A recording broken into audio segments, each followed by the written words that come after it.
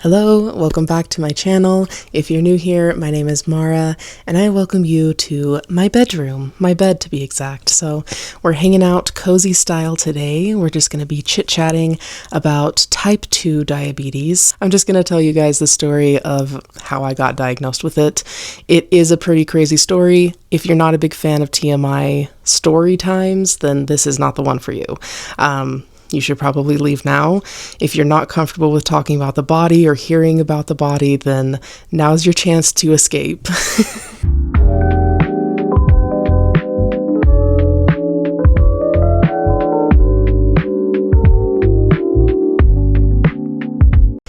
So, yeah, I mean, I wanted to share it just because I feel like it is a pretty common diagnosis nowadays, unfortunately, and also the way that I was diagnosed was so fucking weird, at least to me, and so I feel like I could really help somebody maybe if they're going through the same thing. They may not consider type 2 diabetes to be the root cause.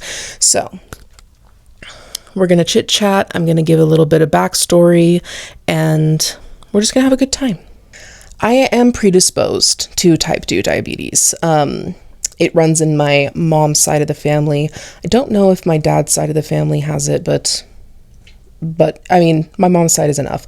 I also have PCOS, which, now don't quote me on this, but I'm pretty sure it makes it easier for you to develop diabetes because of insulin resistance. So, I mean, I've always been aware that could happen to me, but I didn't live my life like worried that it would. I was so fucking unhealthy.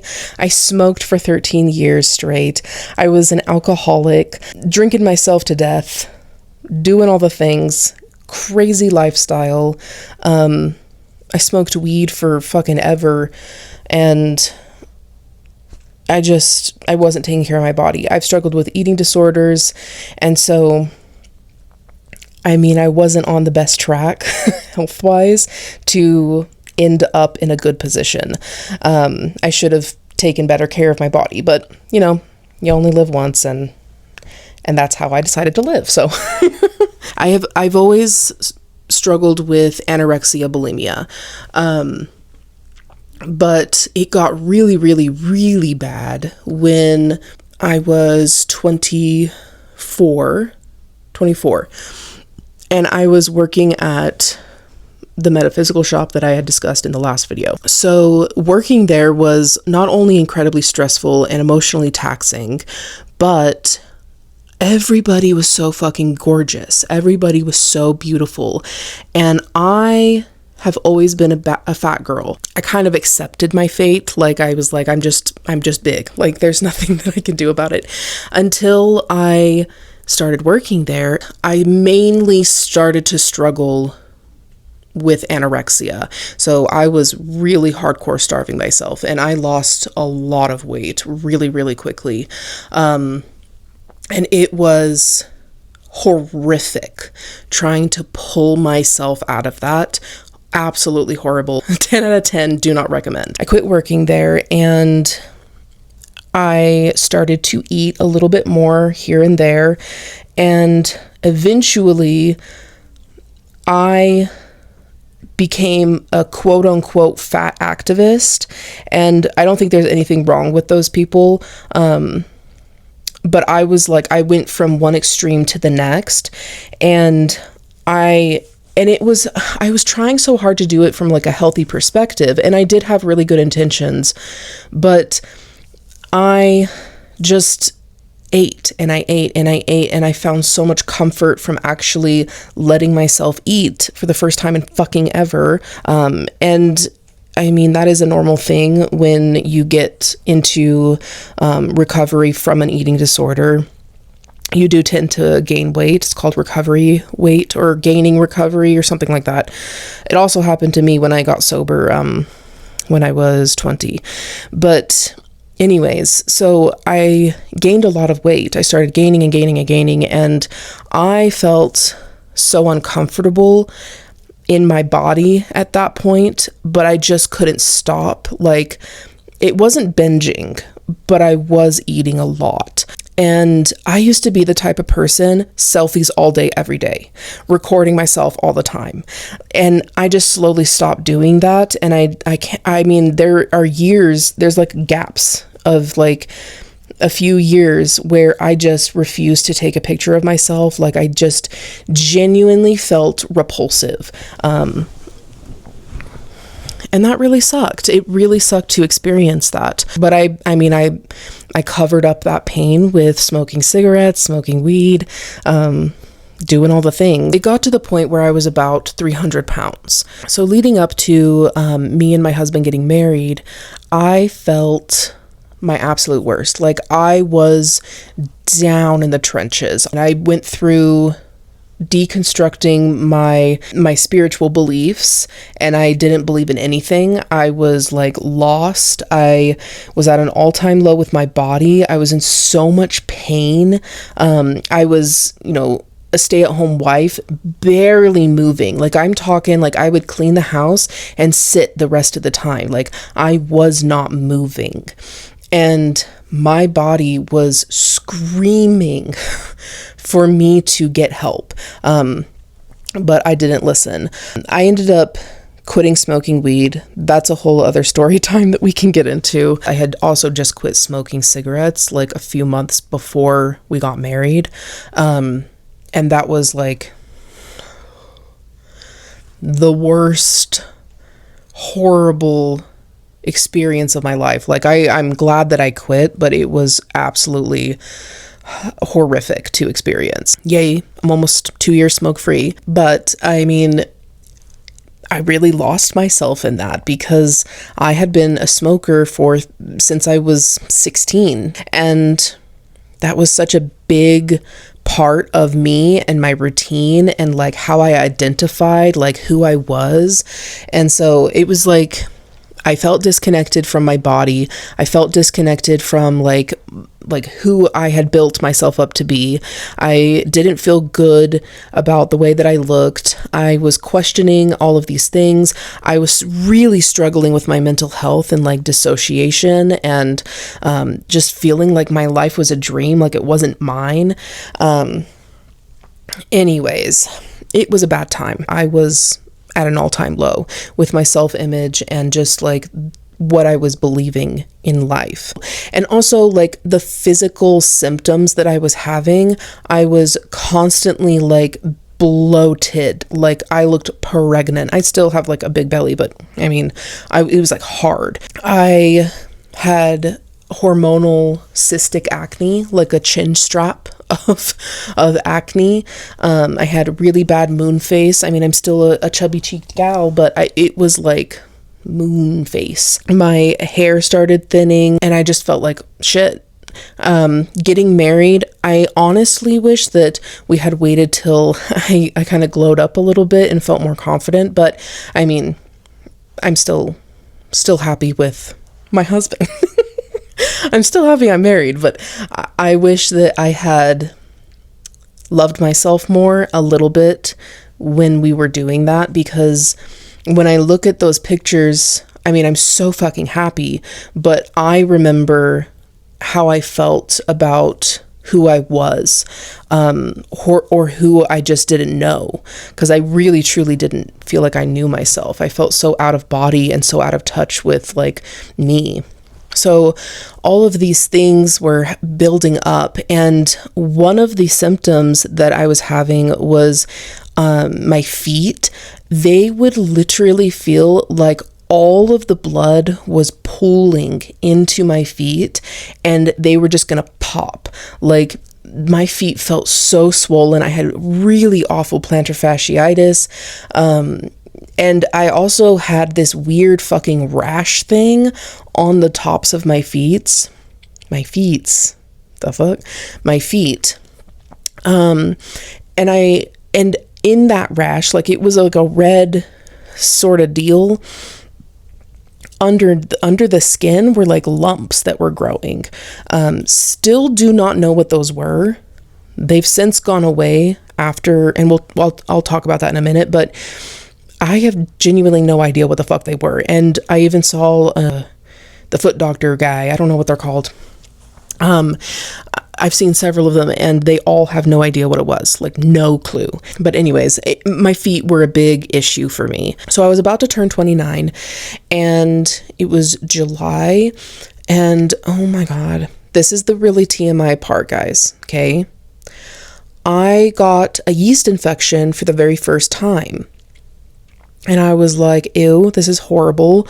Like, so much worse than I ever thought it would be. I thought I had one when I was younger, but absolutely not. No, nothing compared to this. It was fucking horrible. I feel so bad for anybody that's ever had a yeast infection.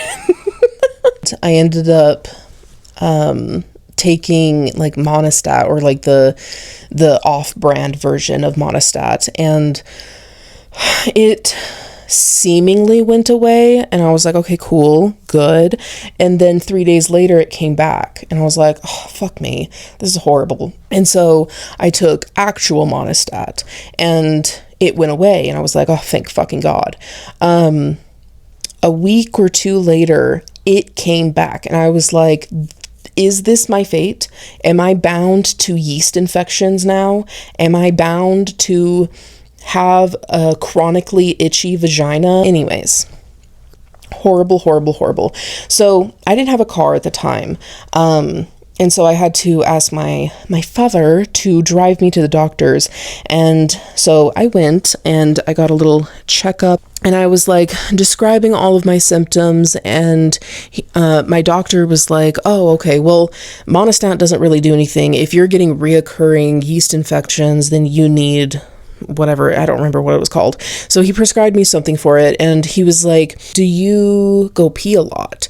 And I was like, yeah, I've always gone peed a lot. Like, I have a small bladder is what I have always said. And he was like, have you ever been tested for type 2 diabetes? And I was like, no, because that's like, it was like one of my worst fears, because my mom had always told me that if I have diabetes and PCOS, that shit was like a death sentence. And I was afraid that I was like, this is it, like, I'm dead if that happens to me. And so I was like, no, I've never been tested, I don't know. And he was like, all right, we're going to test your A1C. So just for reference, just so anybody who doesn't know about type 2 diabetes understands, a non-diabetic range for your A1C, which is your blood sugar level for like over the course of 3 months, is 4.5 to 5.9. 5.9 is pre-diabetic. I think it's like 5.7 to 5.9 is pre-diabetic. Anything above 5.9 is type 2 diabetes. So I got my A1C tested, and I did like a bunch of blood work. I got my thyroid tested and all these things, and I left to hang out with my sibling, and we were just kind of talking, and I was like, this really sucks. Like, I feel like shit. I really hope that they can figure out, or that this medicine really helps my yeast infections go away. And I got a little notification on my phone, and it was like, you have a new test result. And so I opened it up, and it was like, abnormal result, 10.7 A1C. I was like, okay, what does this mean? Because I didn't know. I was like, I don't know what this mean. I don't know what a normal range is. Like, it tells you on the thing, but I still was like, is there some way that it's normal? So I texted my mom, and I was like, does this mean I have diabetes? And she texted back, yes. And I was like,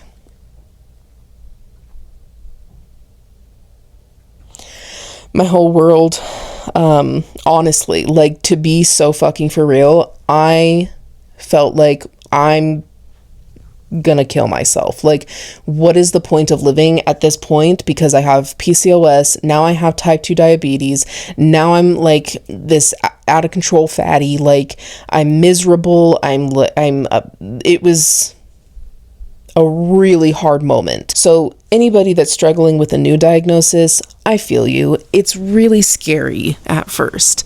It's really overwhelming, and it feels insurmountable. it's not. It's going to be okay, and you're going to be okay. And it's just a matter of taking care of yourself, and learning how to take care of yourself. That's another thing. They slapped the diagnosis on me and nobody gave me any fucking tools to help myself. Like, so yeah, I found out I was type 2 diabetic by going to get my yeast infections checked up on. How fucking random. Like, I would have never, it never occurred to me that that would have been a thing. So yeah, if you're having reoccurring yeast infections, maybe get your A1C checked. I also found out that I have hypothyroidism, which is where your thyroid is really slow. Another thing I'm predisposed to. So yeah, I'm struggling with a few different health things. The foot situation, the lumps in my feet didn't go away immediately, but I started walking every day for 30 minutes and they went away. I also got put on a very large dose of metformin for both my PCOS and my diabetes. And I also got put on Ozempic. So I started taking Ozempic in September of 2024. So yeah, I have lost 50-ish pounds. I've been a little bit bad. I've been a little bit inconsistent about eating healthy. And it's been hard to continue to lose weight, but I'm always trying. I'm always doing my best, and sometimes my best is just ordering Domino's. So I don't know. Yeah, so that's how I got diagnosed with type 2 diabetes, and I hope that this story kind of helps somebody, or maybe you just had a good laugh, or maybe you were like, damn, that's fucked up, that's hella awful. I'm so glad it's not me. It is what it is. I'm happy to know. I'm happy to be healthy. I went and got my A1C tested again in April, a couple months ago, and I got down to 5.7. So your girl is no longer considered a type 2 diabetic, or in the range. I am pre-diabetic, but that is very much thanks to the Ozempic and the metformin, and also, thanks to me, because I do try, and though I have gotten more inconsistent about working out, it is something that I have been pretty good at. So, I mean, it's not all the medication, it is also me. I really went hardcore in the beginning, true perfectionist style, and I went low carb, not keto, but very low carb and high fat, high protein, putting protein at the top and then fat and then carb. And that really helped a lot in terms of like clearing up my skin, losing weight, feeling better in my body. I had more energy. I still really struggle with PCOS fatigue, but I mean, it is what it is. And I do feel a lot more healthy. I've done a lot of work to improve not just my physical body or the way that I feel about it, but also like my mental health. So things are getting better, and I do feel like I've made a lot of self-improvement over the years, and over the past almost year of being diagnosed as type 2 diabetic. I can't believe it hasn't been a year yet, because it feels like, honestly, for fucking ever. But yeah, that's my little story.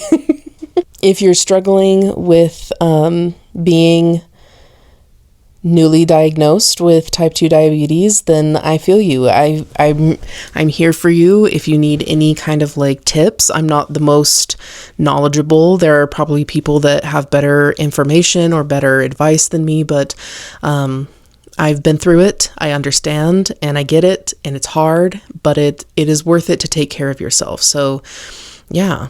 Thank you guys so much for being here. Thank you for watching, and thank you for hanging out in my bed. I think that this is kind of like how I want to do it now on Tuesdays is just kind of like hang out in my bed or on the couch or just somewhere cozy, just hang out with you guys, snuggle up and chit chat, tell you all the little stories of my life and maybe just share new stories that are coming up. But yeah, I'm having a good time with this, and I hope that you continue to hang out with me. So thank you so much for watching. I love you all. I'll see you later. Bye.